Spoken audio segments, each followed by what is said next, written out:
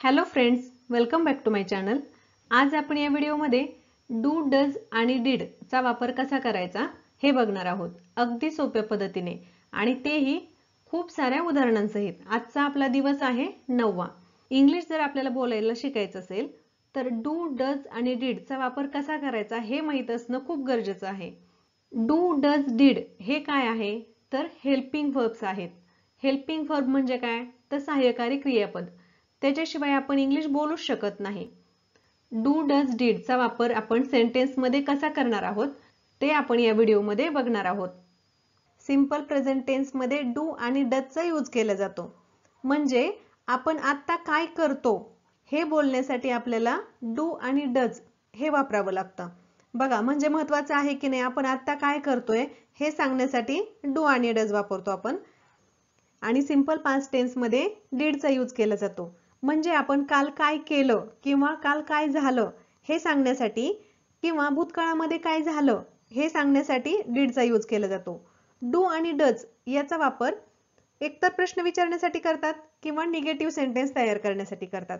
तर आपण असेच खूप सारे उदाहरणं पाहणार आहोत, म्हणजे जेणेकरून आपल्या ते लक्षात येईल की डू, डज कुठं वापरायचं, कोणत्या कर्त्याबरोबर काय वापरायचं हे आपल्याला कळेल। उदाहरणातून आपण बघूया। एकवचनी कर्ता असेल तर डज चा वापर केला जातो। एकवचनी कर्ता म्हणजे कोण तर इंग्लिश मध्ये सांगायचं तर सब्जेक्ट। आता मी उदाहरणासाठी तुम्हाला इथं एकवचनी म्हणजे एक पर्सन, म्हणून ही एक व्यक्ती मी इथं पिक्चर मध्ये दाखवलेला आहे। एक व्यक्ती असेल तर आपल्याला डज चा यूज करायचा आहे। एकवचनी कर्ता म्हणजे कोण, ही, शी, इट। सिंग्युलर नाउन म्हणजे कोणतंही एक नाव, मग ते नाव व्यक्तीचं असेल, मेल असेल, फिमेल असेल किंवा एखाद्या वस्तूचं नाव असेल तर त्याच्यासोबत डज लागणार। जसं की he does, she does, it does आणि सिंग्युलर नेम डज, म्हणजे कसं Ram, Sita, dog, box, cat असं ह्याच्यासोबत डज लागले जातं। ही, शी, इट आणि कोणतंही नाव ही एकच व्यक्ती आहे म्हणून त्याच्यासोबत डज लावायचं। कर्ता जर अनेक वचनी असेल तर त्याच्याबरोबर कर्त्यासोबत त्या डू लागलं जाणार, म्हणजे ते अनेक आहेत, अनेक व्यक्ती, त्याच्याबरोबर डू लागलं जाणार। जसं की वी डू, दे डू आणि प्लुरल नाउन डू। म्हणजे प्लुरल नाउन म्हणजे काय तर अनेक व्यक्ती एकत्र आल्यानंतर, समजा पीपल होते तर ते अनेक व्यक्ती एकत्र आलेले आहेत म्हणून त्यांच्याबरोबर सुद्धा डू लागेल। अनेक वचनी नामाबरोबर डू लागणार आणि एक वचनी नामाबरोबर डज लागणार। पण आय डू आणि यू डू, हे आय आणि यू हे जरी एकवचनी असले तरी याच्याबरोबर डू लागणार, डज लागणार नाही। आय आणि यू बरोबर डू लागणार। हे एवढेच फक्त नियम लक्षात ठेवायचे। त्याच्यामध्ये आपण काय पाहिलं तर कर्ता जर एकवचनी असेल तर डज लावायचं, कर्ता जर अनेक वचनी असेल तर डू लावायचं आणि कर्ता आय आणि यू हे जरी एकवचनी असले तरी त्यांच्याबरोबर डू लावायचं। हे एवढेच नियम लक्षात ठेवणं खूप गरजेचं आहे। डू, डज चा वापर हा आपण प्रश्न विचारण्यासाठी करतोय आणि निगेटिव्ह वाक्य तयार करण्यासाठी। आपण हे आता एक्झाम्पल मधून बघूया, म्हणजे बरोबर आपल्या लक्षात राहील। ती जेवण बनवत नाही, she does not cook food, she does not cook food. आता इथं काय आलेलं आहे, निगेटिव्ह सेंटेन्स आहे त्याच्यामुळे इथं हे नॉट आलेलं आहे आणि शी ही एकवचनी आहे त्यामुळे इथं डज आलेला आहे। शी ही एकवचनी असल्यामुळं डज आलेला आहे आणि निगेटिव्ह वाक्य आहे त्याच्यामुळं डज नॉट हे आलेलं आहे। शी डज नॉट कुक फूड, ती जेवण बनवत नाही। रोहन तिकडे जात नाही, रोहन ही एक व्यक्ती आहे आणि डझंट हे डज नॉट चं कॉन्ट्रॅक्शन आहे। Doesn't, does not, doesn't go there, Rohan doesn't go there. Rohan ही एक व्यक्ती आहे त्याच्यामुळं डज नॉट आलेला आहे तिथं। तुम्हाला आता प्रश्न विचारायचा आहे, राम आंबा खातो का? Does Ram eat mango, does Ram eat mango. आता राम ही पण एकच व्यक्ती आहे त्यामुळे इथं डज आलेला आहे। Does Ram eat mango, Ram आंबा खातो का? ही ट्रेन पुण्याला थांबते का? Does this train stop at Pune, does this train stop at Pune. आता इथं पण बघा ट्रेन ही एकच आहे त्यामुळे इथं डज आलेला आहे। Does this train stop at Pune तुम्हाला विचारायचंय ती तुला आवडते का? Does she like you? Does she like you? ती ही व्यक्ती आहे एकच म्हणून इथं डज आलेला आहे. राम कादंबरी लिहितो का? इथं पण प्रश्न विचारलेला आहे. Does Ram write novels? Does Ram write novels? Ram पण एक असल्यामुळं डज आलेला आहे. सेम उदाहरणं घेतलेली आहेत का तर ते आपल्या चांगले लक्षात राहतील. आपण आता काही सेंटेन्स असे बघणार आहोत ते पॉझिटिव्ह आहेत त्याचे आपल्याला निगेटिव्ह करायचे आहेत म्हणजे ते सुद्धा आपल्या लक्षात येईल. तुम्हाला म्हणायचं असेल तो तिथे जातो तर त्याचं काय येणार? He goes there. He goes there. Simple present tense मध्ये करता जर एकवचनी असेल तर क्रियापदाला यस लागतो किंवा ईएस लागतो. He goes there. आता त्याचं निगेटिव्ह कसं होईल? तो तिकडे जात नाही. He does not go there. इथं ही एकवचनी आहे त्यामुळे ह्याला डज लागलेला आहे आणि निगेटिव्ह असल्यामुळं तिथं नॉट आलेला आहे. He does not go there. मला पुरणपोळी आवडते. I like puranpoli. I like puranpoli. आणि मला पुरणपोळी आवडत नाही हे तुम्हाला सांगायचंय तर तिथं काय येणार? डू येणार. बघा आय आणि यू याच्यामध्ये डू आलेला आहे. हा करता जरी एकवचनी असला तरी त्याच्याबरोबर डू आलेला आहे. आता हे निगेटिव्ह सेंटेन्स आहे म्हणून इथं नॉट आलेला आहे आणि हे आय असल्यामुळं इथं डू आलेला आहे. आय आणि यू बरोबर डू येणार आहे. I do not like puranpoli. I do not like puranpoli.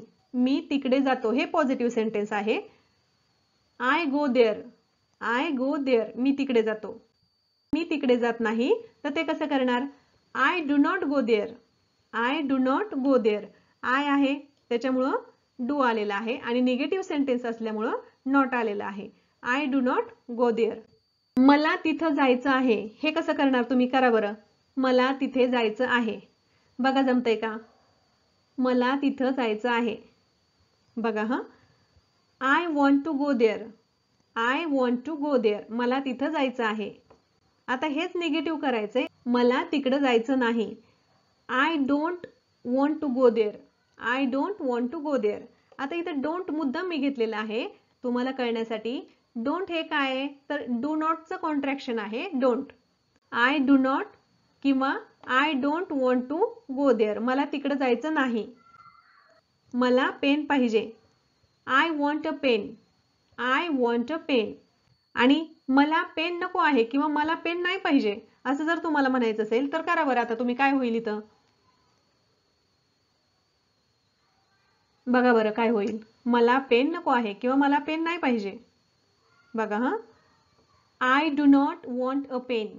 I do not want a pen. I आहे त्याच्यामुळं डू आलेला आहे आणि निगेटिव्ह सेंटेन्स असल्यामुळं नॉट लागलेला आहे त्याला. I do not want a pen.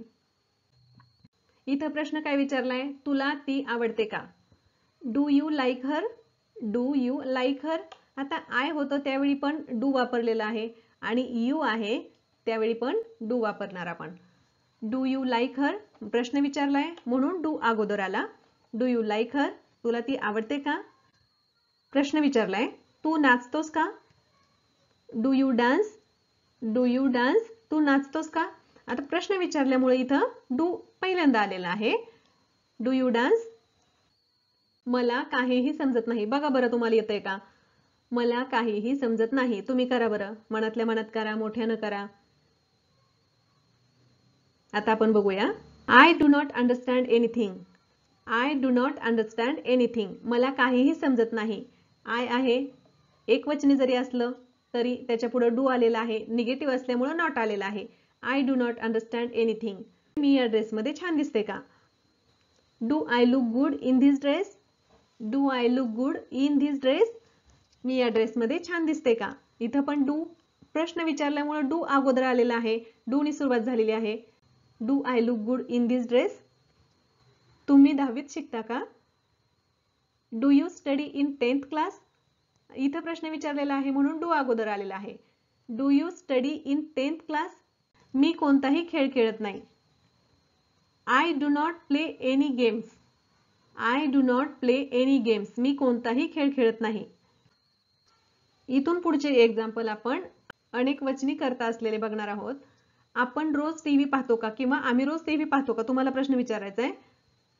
Do we watch TV every day? Do we watch TV every day? आपण रोज टीव्ही पाहतो का किंवा आम्ही रोज टीव्ही पाहतो का, तुम्हाला असं विचारायचंय. तर त्यावेळी तिथं डू येणार. डू कशामुळे, तर हे कर्ता हा अनेकवचनी आहे म्हणून डू येणार तिथं. आम्हाला आईस्क्रीम खायचं नाही. आम्हाला म्हणजे कोणाला? आमच्या सगळ्यांना, एका व्यक्तीला नाही तर सगळ्या व्यक्तींना आम्हाला आईस्क्रीम खायचं नाही. निगेटिव्ह सेंटेन्स आहे म्हणून इथं डू, प्रश्न विचारायचा असेल तर डू अगोदर येणार आणि निगेटिव्ह आहे म्हणून डू आलेला आहे, पण त्याच्याबरोबर निगेटिव्ह असल्यामुळे इथं नॉट आलेलं आहे. We do not want to eat ice cream. We do not want to eat ice cream. आम्हाला आईस्क्रीम खायचं नाही. ते आता इथं राहत नाहीत. They do not live here anymore. They do not live here anymore. They म्हणजे ते, हे अनेकवचने आहे आणि सेंटेन्स हे निगेटिव्ह आहे म्हणून डू नॉट येणार इथं. डू नॉट किंवा डोंट. डू नॉटचं कॉन्ट्रॅक्शन आहे don't. They do not live here anymore किंवा they don't live here anymore. आम्हाला टीव्ही बघायला आवडत नाही. We do not like to watch TV. We do not like to watch TV. आम्हाला, आम्हाला म्हणजे वी. कर्ता हा अनेकवचनी आहे त्यामुळे इथं डू आलेला आहे आणि सेंटेन्स निगेटिव्ह असल्यामुळं नॉट आलेला आहे. आणि जर समजा तुम्हाला फ्लुएंट इंग्लिश बोलायचं असेल तर डू नॉट असं न म्हणता तिथं डोंट म्हणा. We don't like to watch TV. ते क्रिकेट खेळतात का? प्रश्न विचारलेला आहे. ते क्रिकेट खेळतात का? Do they play cricket? Do अगोदर आलेला आहे, आपल्याला प्रश्न विचारायचा आहे म्हणून अगोदर आलेला आहे डू. इथं अनेकवचनी असल्यामुळे डू आलेला आहे. Do they play cricket? ते क्रिकेट खेळतात का? आणि तुम्हाला जर म्हणायचं असेल मी क्रिकेट खेळतो का, तर इथं काय येणार? डू आहे तसं येणार, कारण आय साठी डू येतं. आय जरी एकवचनी असला तरी मग इथं काय येणार? डू, इथं आय येणार. Do I play cricket? Do I play cricket. आणि समजा इथं ही असेल, इथं जर समजा हे असेल, मग तुम्हाला सेंटेन्स तयार करायचंय. तो क्रिकेट खेळतो का? ते कसं करणार? मग इथं काय येणार?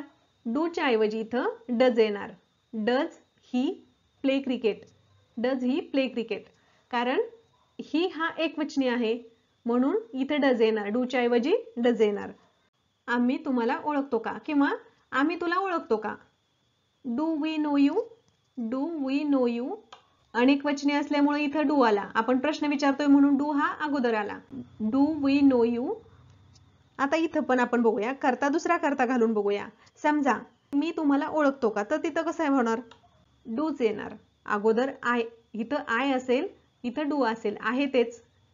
Do I know you? Do I know you. आणि जर समजा ती तुम्हाला ओळखते का असं जर म्हणायचं असेल तर काय येणार? ती असेल तर डज येणार. Does she know you? Does she know you. कर्ता चेंज करून तुम्ही सेंटेन्सचा खूप सारा सराव करा. बघा हे सेंटेन्स अगदी सोपे आहेत आणि मी सोप्या पद्धतीने सांगितलं आहे. मला जेवढ्या सोप्या पद्धतीने सांगता येईल तेवढ्या सोप्या पद्धतीने मी तुम्हाला सांगण्याचा प्रयत्न केलाय. तर या कर्त्याच्या जागेवर वी, दे किंवा अनेकवचनी नाव पीपल वगैरे असेल तर इथं डू येणार. Do they know you? ते तुम्हाला ओळखतात का? Do they know you? त्यांना घरी यायचं नाही. They don't want to come home. आता इथं काय कर्ता अनेकवचनी आहे. मी तुम्हाला प्रत्येक उदाहरण समजून सांगतेय कारण ते पक्क लक्षात राहण्यासाठी. कर्ता अनेकवचनी आहे आणि डू नॉटचं कॉन्ट्रॅक्शन आहे don't. They do not want to come home किंवा they don't want to come home. त्यांना घरी यायचं नाही. तर आतापर्यंत मागचे उदाहरण आपण जे बघितले ते तुम्हाला समजले असतीलच, पण परत एकदा रिवाइज करूया. कर्ता जर एकवचनी असेल तर एकवचनी कर्त्यासोबत डजचा यूज केला जातो आणि जर समजा कर्ता अनेकवचनी असेल तर त्याच्याबरोबर डूचा यूज केला जातो. आणि आय आणि यू हा जरी कर्ता एकवचनी असेल तरी सुद्धा त्याबरोबर डूचा यूज केला जातो. आता आपण डीडचा यूज बघूया. सिंपल पास्ट टेन्स मध्ये डीडचा यूज केला जातो. आता सिंपल पास्ट टेन्स मध्ये कर्ता जरी एकवचनी असेल किंवा अनेकवचनी असेल तरीही डीडचाच वापर केला जातो. त्यामध्ये कुठलाही बदल नाही. अगदी सोपी आहेत हे उदाहरणं. सिंपल पास्ट टेन्स मध्ये एक रूल फक्त लक्षात ठेवायचा आहे. डीडचा वापर केला तर क्रियापदाचं म्हणजेच वर्बचं पहिलं रूप लिहायचं. आपण ते उदाहरणातून बघूयाच. चला तर मग डीडचे काही एक्झाम्पल बघूया. मला जायचं नव्हतं. आता मला जायचं नव्हतं हे पास्ट टेन्स आहे इथं काय आय, कुठलाही करता असेल पास्ट टेन्स मध्ये कुठलाही करता असेल त्याला डीडच लागतं, त्याच्यात डू डज वगैरे काही नाहीये, फक्त डीड यूज करायचा आहे आपल्याला. I did not want to go, आणि इथं गो आहे, क्रियापद गो आलेलं आहे, इथं वेंट करायचं नाही, गोच ठेवायचं, क्रियापदाचं पहिलं रूप ठेवायचं डीड जर वाक्यात डीड असेल तर. नेक्स्ट सेंटेन्स बघूया. तुम्हाला हे आवडलं का? आता इथं प्रश्न विचारायचा आहे, तुम्हाला हे आवडलं का? Did you like this, did you like this. डीडनी सुरुवात झालेली आहे, आपण प्रश्न विचारलाय त्यामुळे इथं डीडनी सुरुवात झालेली, आणि लाईकड नाही केलेलं आपण, ईडी नाही लावलेला त्याला, लाईकच ठेवायचं, क्रियापदाचं पहिलं रूप. Did you like this. तुला काही आवाज ऐकू आला का? Did you hear any sound. तुला काही आवाज ऐकू आला का? अरे इथं यू आहे तरी पण आपण डीड घेतलेला आहे. Did you hear any sound. आपण इथं सुद्धा हे क्रियापद आहे त्याचं पण हर्ड नाही केलेलं, हिअरचं पास्ट हर्ड आहे ते आपण केलेलं नाहीये, हिअरच ठेवलेलं आहे. Did you hear any sound. तुम्ही माझं पत्र पोस्ट केलं का? Did you post my letter. Did you post my letter. तुम्हाला प्रश्न विचारायचा आहे, तू बसने आला का? Did you come by bus. Did you come by bus. हे पास्ट सेंटेन्स आहे, मग आपण इथं कमचं केम नाही केलेलं कारण अगोदर इथं आपण डिड घेतलेलं आहे. Did you come by bus, क्रियापद आहे ते मूळ क्रियापद ठेवायचं आहे आपल्याला. Did you come by bus. ती मुंबईत राहत नव्हती. She did not live in Mumbai. She did not live in Mumbai. हे निगेटिव्ह सेंटेन्स आहे म्हणून याचं डिडच्या पुढे नॉट आलेलं आहे. She did not live in Mumbai. रामने आंबा खाल्ला नाही. Ram didn't eat mango. Ram didn't eat mango. Didn't हे डिड नॉटचं कॉन्ट्रॅक्शन आहे, didn't. Ram didn't eat mango. ती इंग्लिश बोलली नाही. She didn't speak English. Did नॉटचं contraction didn't. She didn't speak English. ती इंग्लिश बोलली नाही. ती इथे आली नाही. She did not come here. She did not come here. Rule काय आहे आपला? जर समजा वाक्यामध्ये डिड असेल, सिंपल पास्ट टेन्सचं वाक्य असेल तर त्याच्यामध्ये क्रियापद हे मूळ क्रियापद राहणार, पहिलं रूप राहणार, आणि हे निगेटिव्ह आहे त्याच्यामुळे तिथं नॉट आलेलं आहे. She did not come here. मी माझं काम केलं. I did my work.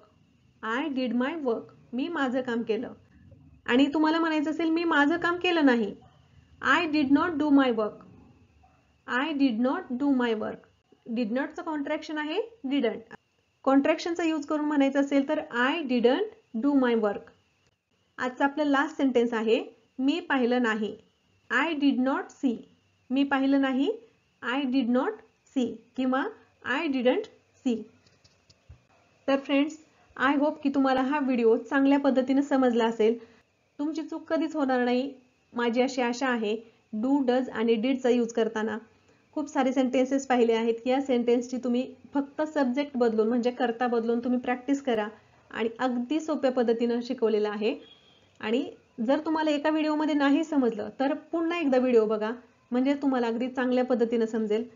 तर व्हिडिओ जर तुम्हाला हेल्पफुल वाटला तर व्हिडिओला लाईक करायला विसरू नका, आणि चॅनलला अजून सबस्क्राईब केलं नसेल तर चॅनलला सबस्क्राईब करायला विसरू नका. Thanks for watching.